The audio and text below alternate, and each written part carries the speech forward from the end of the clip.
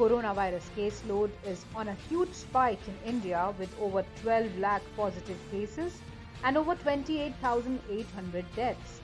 These figures are alarming as the healthcare system is already collapsing and there is no indication of relief. The slogan since the outbreak of the pandemic has been "Stay home, stay safe," but a new study reveals that even staying home is no guarantee of not getting infected. South Korean epidemiologists have found that people were more likely to contract the new coronavirus from members of their own households than from contacts outside the home. A study published in the US Centers for Disease Control and Prevention (CDC) on July 16 looked in detail at 5,706 index patients who had tested positive for the coronavirus and more than 59,000 people who came into contact with them. The findings showed just 2 out of 100 infected people had caught the virus from non-household contacts, while 1 in 10 had contracted the disease from their own families. By age group, the infection rate within the household was higher when the first confirmed cases were teenagers or people in their 60s and 70s. This is probably because these age groups are more likely to be in close contact with family members as the group is in more need of protection or support.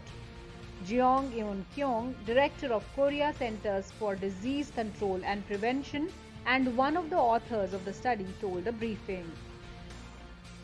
Children with COVID-19 were also more likely to be asymptomatic than adults, which made it harder to identify index cases within that group.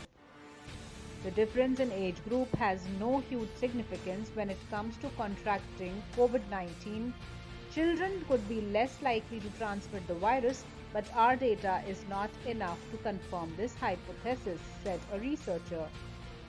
Data for the study was collected between January 20th and March 27th when the new coronavirus was spreading exponentially as the daily infections in South Korea reached their peak. South Korea has comparatively controlled virus spread, and the studies conducted can be useful for the countries struggling with the virus battle.